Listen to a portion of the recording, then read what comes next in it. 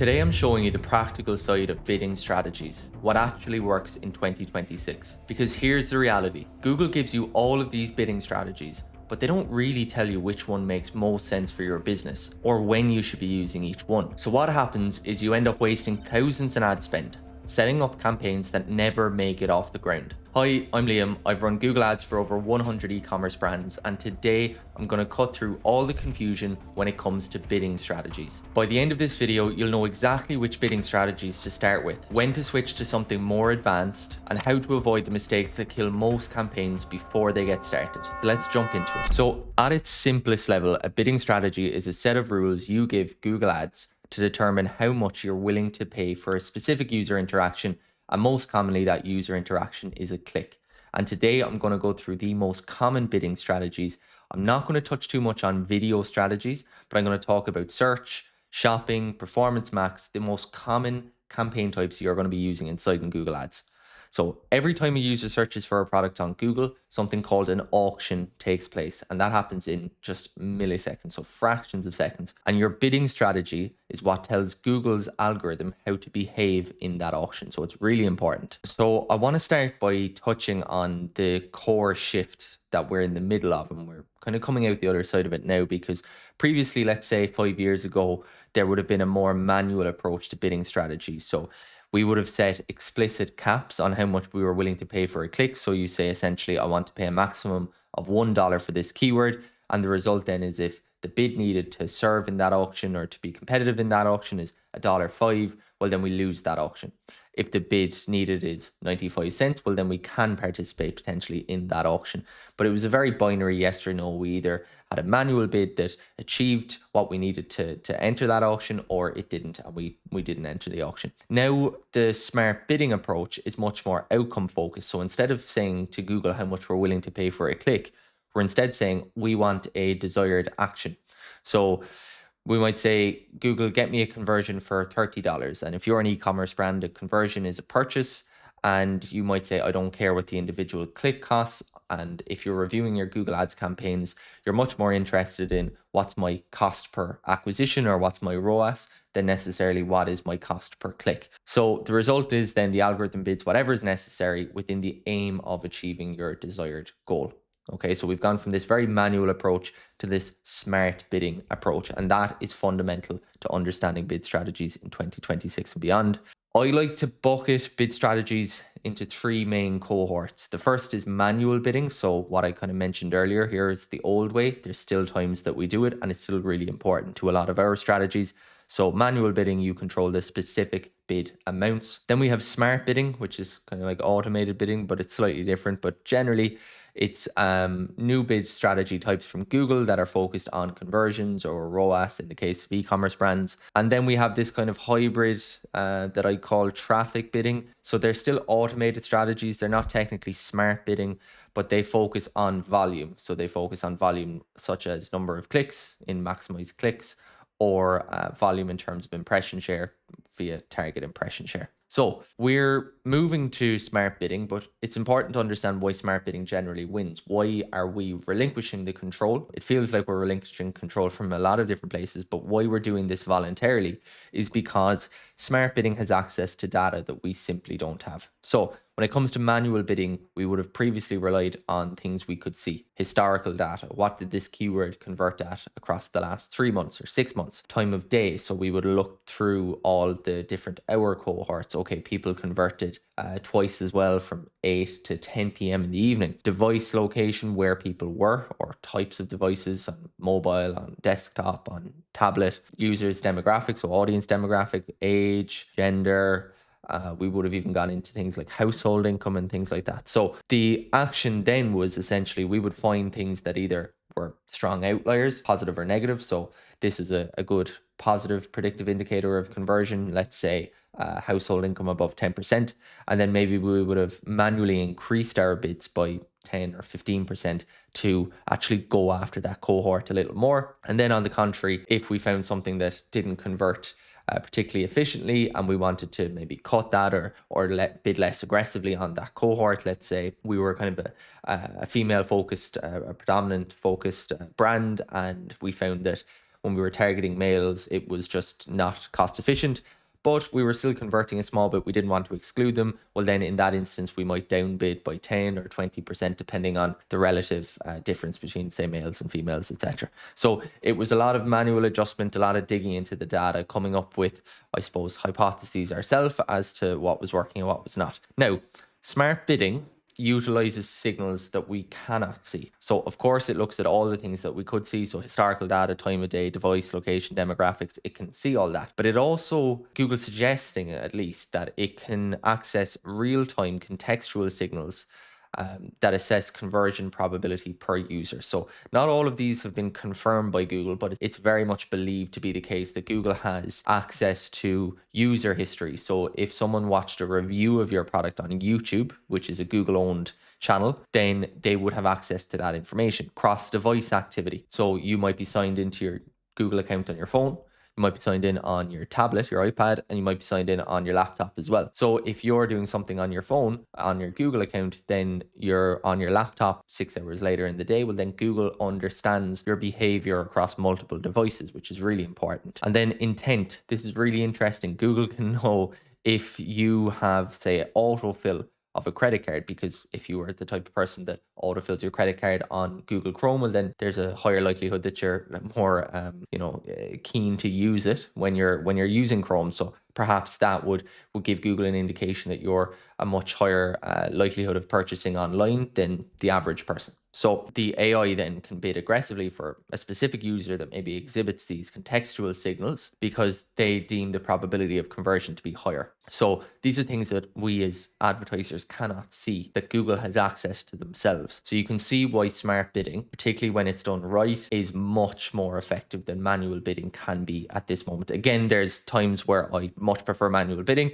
I don't want to use this as like a blanket statement that smart bidding is inherently better, but for the most part, I do think that smart bidding is where Google wants us to go. It's where most of our campaigns have already gone, and I do find the results are far, far better. But common pitfalls, and these are what I'm going to go through in this video today: not matching your bid strategy to account maturity. I think that's probably one of the most common areas where people fall down. Suffocating the algorithm with bad targets. So smart bidding needs time to learn, and quite often people ask it to do too much, and that suffocates it. And then a lack of patience, what I call strategy swings. So you can either swing from one bid strategy type to another, sending everything into a learning phase, or you can swing from a really competitive target ROAS to a really aggressive to a really conservative. And again, that has a similar effect as well. So by the end of this video, you're going to be able to pick the most effective bid strategy for your stage of growth, decide whether manual or automated bidding is right for you, and then recognize the signals that tell you it's time to adjust your bid strategy, because bid strategies are not set and forget. You should often be changing them dependent on the progression of your campaign. So when I think about bid strategies, I don't always have standard operating procedures, is because it's not always black and white. So what I like to do instead is adopt standard thinking procedures. And these are ways that I think as opposed to having ways that I act. And I think if you can adopt these kind of strategies in this framework when you're managing Google Ads or managing any media for that instance, I think it's often much better to have really strong standard thinking procedures than it is to have standard operating procedures. And the reason for that is that, again, a lot of things are not black and white, they fall in that gray area. So the first standard thinking procedure I have is that when it comes to picking the right bid strategy, I simply ask my pixel, is this target a friend or is it a stranger? And I know this seems kind of stupid. Does my conversion pixel know anything about what it is I'm trying to target? So be it a bunch of keywords or a bunch of products. So then I look back in the account and go, okay, have we targeted these keywords before, or have we targeted these products before? And if the answer is no, well, then I deem those products or those keywords to be a stranger. Well, if the answer is yes, the pixel and our target then are essentially friends. Now, quite often it will end up somewhere in the middle, and we'll go through that again, but this is a standard thinking procedure that I think is always a good place to start when it comes to picking a bid strategy. So for new accounts, so for the context for new accounts have no conversion data. So our target, which is either going to be our keywords or our products, and our pixel are complete strangers. So when they're strangers, smart bidding has no data to work from. And smart bidding, we know, works much more efficiently when it does have data to work from. So because of that, we opt for a manual approach when it comes to new accounts. So we either set up our campaign on manual CPC, manual cost per click, where we choose the maximum bid we're willing to pay, or maximize clicks. Now, with manual CPC, you choose the bid at a keyword level. So for each individual keyword, you can choose the same bid, or you can bid up for some keywords and down for others. This is a slightly more conservative option because you can set your bids very, very low and then you can gradually increase as you get more confident, more comfortable. But sometimes it can be difficult to know where to set the bids. You can use Google's keyword planner to get estimates of top of page bid rates and bottom of page bid rates, etc. But still, it's not 100% accurate. And sometimes you feel like you start too low or you start too high, and it can be tricky, especially for new advertisers. But my recommendation is always to start low, because the worst thing that happens is that you're not competitive enough and you don't essentially enter those auctions and you don't pay for those clicks. So all you do then is increase your bids gently time after time. So that's manual CPC.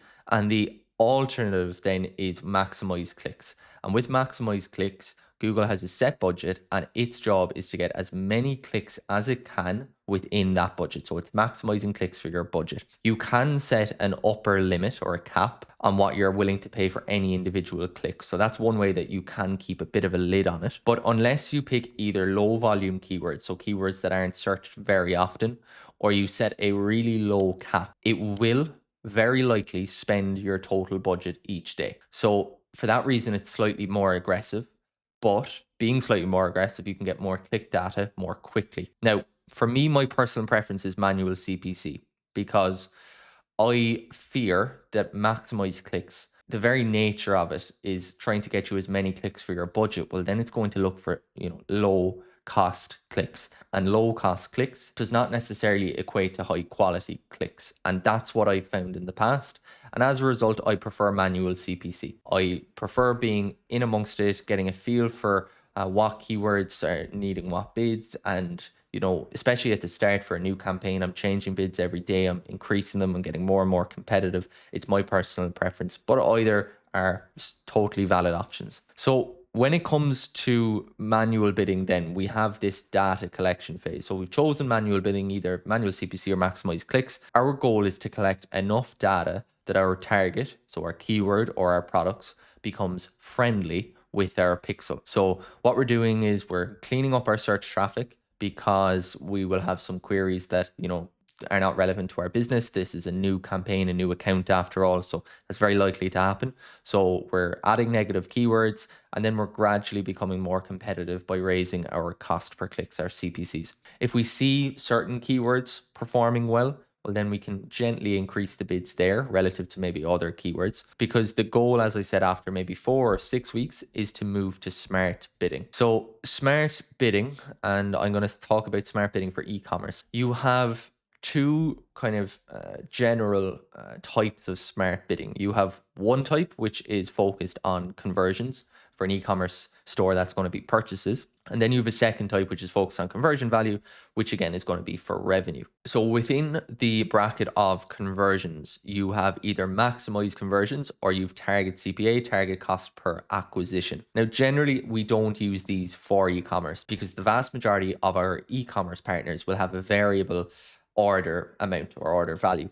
So sometimes it'll be $50, sometimes $70, sometimes $90. So in that instance, if we can achieve higher value orders, it's more useful for us. So we want to train our pixel to go after higher value orders.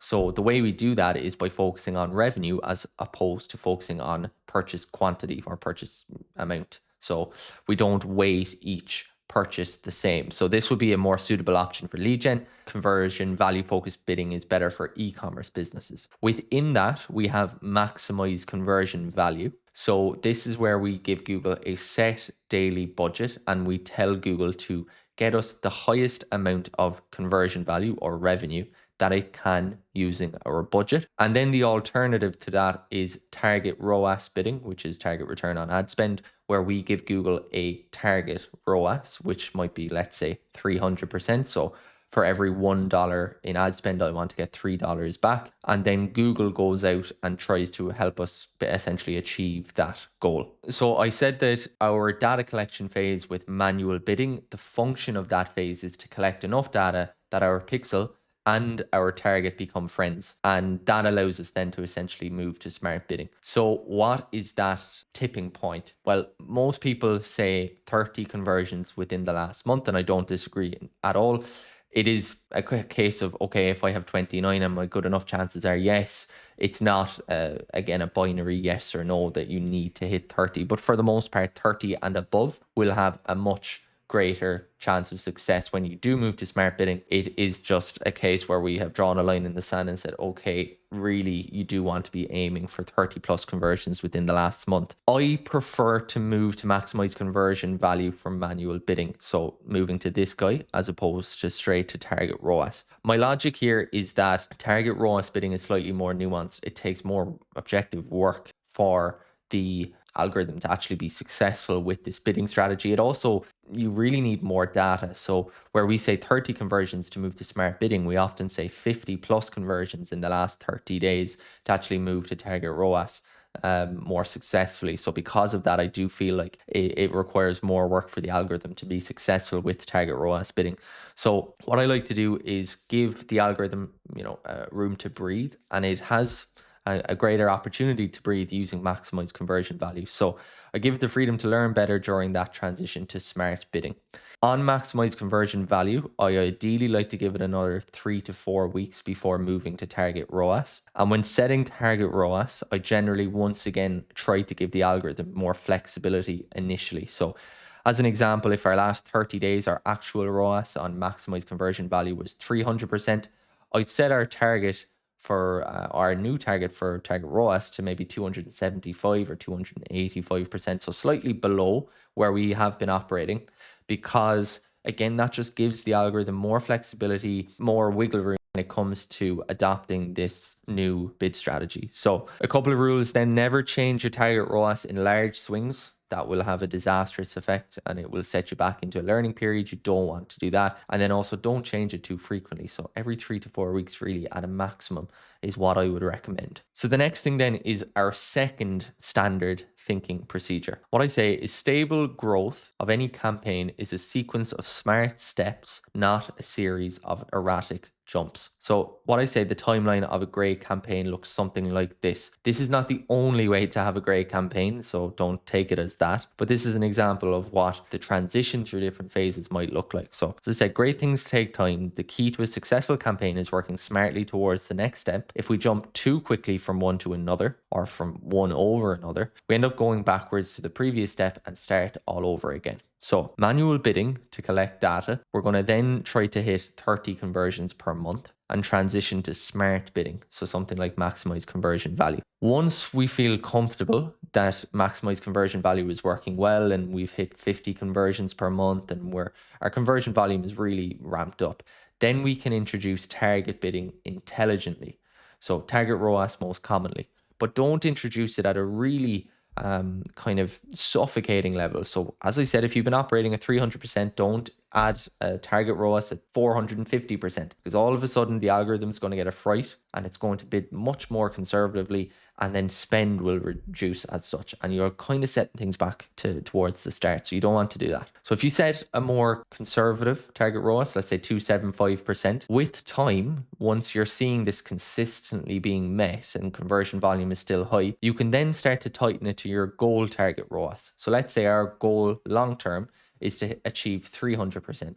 Well, then gradually bring that up to 300%. Once you see the campaign working really nicely at 300% target ROAS, then you can start increasing your budget. Again, do this in increments. Don't suddenly double or triple or quadruple your budget and expect performance to remain really stable, because it won't. Very small, very measured, very sensible increases in target ROAS, or changes to bid strategies or increases in budget, this is what's going to have the best impact. So increase budget and squeeze out all the growth you can at that desired efficiency. So if it's 300% target ROAS, and that is the standard thinking procedure number 2 that I always try to adopt when it comes to bid strategies. So stable growth is a sequence of smart steps, not a series of erratic jumps. As I said, this is a hypothetical situation for a new campaign. It's not a blanket guideline to follow across all campaigns. Ultimately, the series of steps you take are up to you, but they should be a series of steps and not a series of erratic jumps. So in this instance, phase 1, the data collection, this is our stranger phase. The algorithm has no history. We must manually tell it what we're willing to pay to generate initial traffic and conversions. And then our exit criteria here is,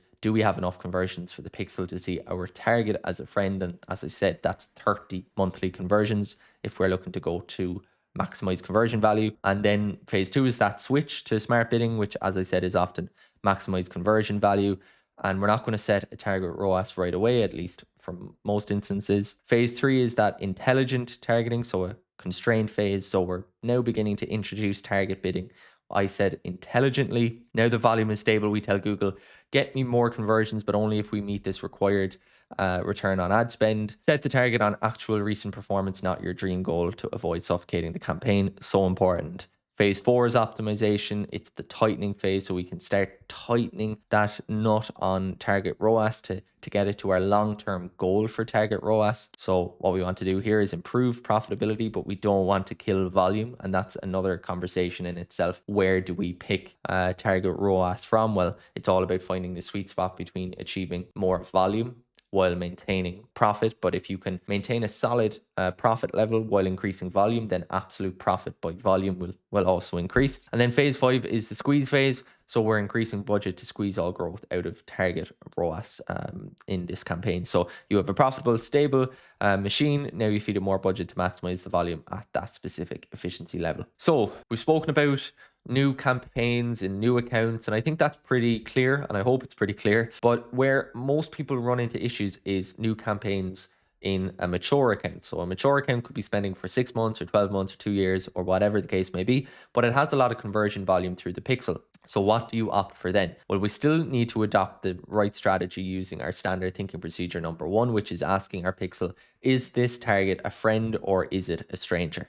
So if the new campaign we're setting up is using a new keyword group or new products, we've never ran traffic to them in Google Ads before, or we've run traffic, but there is not enough traffic to support, let's say, a friendship between the pixels. So it's nowhere near 30 conversions. Maybe we ran very little traffic to a set of keywords before or a product before, but even in that instance, we're just going to treat it as if it's a new account. Because as I said, our pixel and our targets are strangers. Start with manual CPC or max clicks if you prefer, and progress as above as if it's a new account. Sometimes you can progress a little quicker in this instance because your conversion pixel is warm. So it will be that bit more intelligent in general, even though it won't have too much insight into these new keyword groups or new products. But if it's an existing keyword group or existing products, and let's say you're restructuring a campaign, you're moving out some keywords into their own campaign, or you're moving, a top performing product from one campaign into its own campaign, then the pixel already knows about them. You could say that they're friends, particularly if there's a lot of conversion volume behind them. So they're not strangers. So you can look into smart bidding if there is enough data there. Max conversions then for a quicker ramp up, because you allow Google to get much more data more quickly, because max conversions gives Google the ability to spend all your budget essentially, whereas target ROAS is a slightly more constricting bid strategy, so it can take that bit longer. So it depends on your goals, but this is the flow chart that we use. So for a mature account, if it's new keywords or new products that you're using, treat it as a new account and opt for either manual CPC or max clicks. I've said manual CPC is my preference, but either is okay. And if it's existing keywords or products, is there enough conversion volume? So is there 30 conversions through this new set of keywords or this products? If the answer is no, well, then I would probably just treat it as a new account for highest chance of success. Now, you still could go down this route, but personally, I prefer to go this way. This kind of goes back to my point up here with the timeline of a great campaign is I much prefer the feeling of momentum when I have a campaign that's progressing nicely through these steps. Whereas if I have a manual bid strategy and I jump to target bidding because I think, okay, there's enough data here. And sometimes there is, and sometimes it can work. And I'm not saying that it can't work, but what often happens is that if you jump to, say, target ROAS for manual CPC, you can find that the algorithm suffocates things a little bit, particularly at the start, and it takes a long time to get going. And then you feel like, okay, I need to go back and I need to set this on maybe max conversion value. I never like the feeling of going backwards because I feel like I've wasted time. I don't feel like we've been efficient as we can be. I much prefer the feeling of progression through each of these individual phases. So that's kind of the same train of thought I take here. I prefer to just go, okay, rather than jumping to the case whereby I think there's enough conversion volume, but I'm not really sure. It's probably somewhere in the middle between a yes and a no. Well, then I don't really want to go yes and find that I move to automated bidding and it doesn't really work too well. And then I have to go backwards to manual bidding. I'd rather go manual bidding and progress kind of more quickly that way through those kind of series of small steps. If it's a clear yes, so if there's 50 or 100 conversions in the last month, then our question is, do we want to ramp up quickly? If the answer is yes, well, then we'll give max conversion value. Sorry, that should read max conversion value a go so that Google can basically spend all our budget, learn as much as possible. And if we don't want to ramp quickly, if we want to focus more so on efficiency, then opt for target ROAS bidding instead.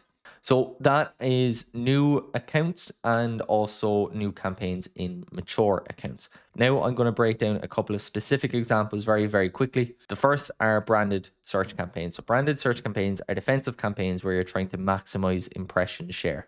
So maximize the times that your ad shows and making sure that other competitor ads don't show. So it's not really one that you're focused on ROI directly. You're more focused on preventing competitors from serving ads. So in that instance, it's different to other campaign types. Again, I recommend either manual CPC or target impression share bidding. I don't like automated bid strategies for this because, again, we're not looking for conversions necessarily. We're not looking for ROAS. Okay, we want to make sure that we're maximizing ROAS and we're not overpaying for clicks. But for me, I've seen the best results with manual CPC or target impression share bidding. And even recently, I have kind of moved most of my accounts to manual CPC just because I feel like target impression share can shoot quite high depending on your goals. So if I say I want to serve 90 or 92% of the time, so using a target impression share of 92%, I found that the last, couple of percentage, so let's say from 80 to 92%, so getting me up from there to 92% can kind of come at a very high cost on target impression share bidding. And I just prefer the manual control.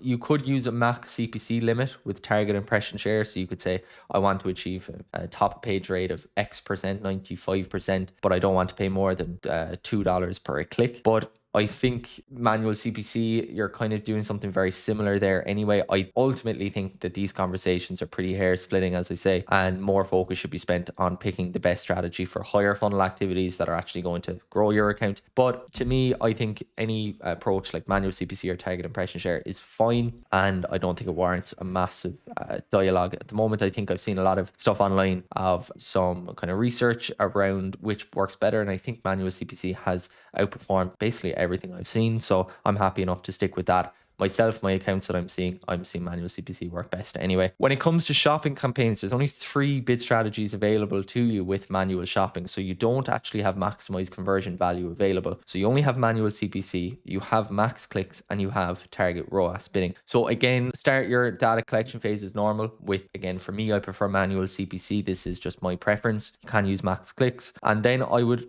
wait for the 50 conversions in the 30 days to move to target ROAS bidding. That would be the only difference. So instead of jumping to maximize conversion value once you have 30, you don't have that opportunity when it comes to manual shopping. So I would try to wait for 50 monthly conversions before moving to target ROAS. Maybe you could go a little lower, but ideally with all these things, the more data you can get and the closer you can get to this figure or even surpass it, and then the higher likelihood of success when you do move to smart bidding of any sort. So that would be my recommendation there. So Performance Max, you've 4 available bid strategies, and they are actually these bid strategies that we went through up here. So you can either focus on conversions or conversion value. So maximize conversions, TCPA, maximize conversion value, or target ROAS. But as I said, I don't really like these for e-commerce. These are more lead gen. So these are your options here: maximize conversion value or target ROAS. So because of that, then I have a choice between two bidding strategies. PMax, this is something that's really important. It takes a lot of time to get going, in 6 weeks, 8 weeks, even more sometimes. So because of that,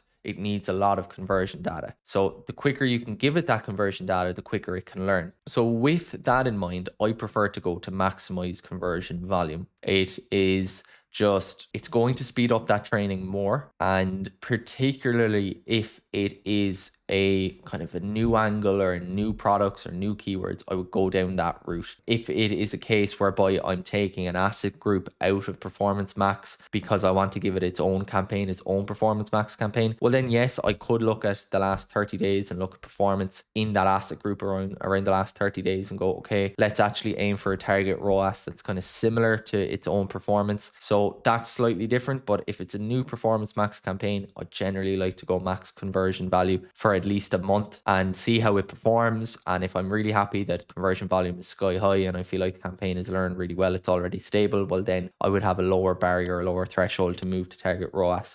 But that's my preference. You just have to be aware that maximize conversion value will spend quite often, particularly with PMax, with all the networks and the channels available to it, will spend your daily budget. So you have to be comfortable with spending whatever that daily budget is. And if it's Performance Max campaign, it needs to be $100, $200 a day, really minimum, for it to be sensible to move to PMax. So you have to be comfortable with spending that. So before we finish up, a few top tips. You have to be patient. Remember, success is a series of small steps, not erratic jumps. Campaign hygiene is really important. So just because you're setting a good bid strategy doesn't mean you neglect negative keywords, ad copy testing, looking at which keywords are performing well and which aren't. These are all fundamental things. Bid strategies are just one part of a series of really important parts to building a great campaign. None of this works without proper conversion tracking. And maybe that's something I should have mentioned higher up in the video. But if you don't have conversion tracking working well, none of your smart bidding is going to work. So that's crucial. And then a good bid strategy will not save a bad campaign. It's just the way it is. A bid strategy is one part of several parts that need to be right for a campaign to be successful long term. But on the contrary, a bad bid strategy can kill a good campaign. So it is really important you get this right. So as I said, choosing the best bid strategy is key to any successful campaign. But even the best bid strategy won't save your account if your overall structure is lacking. You still need to choose the right keywords, write great ad copy, optimize meticulously in order to be successful long term. So if you want help building a Google ad system that can help your brand scale to 8 figures and beyond, well then check out the link below and book a free call with me today. And once you've done that, check out this video where I go through the new way to run Google Ads in 2026.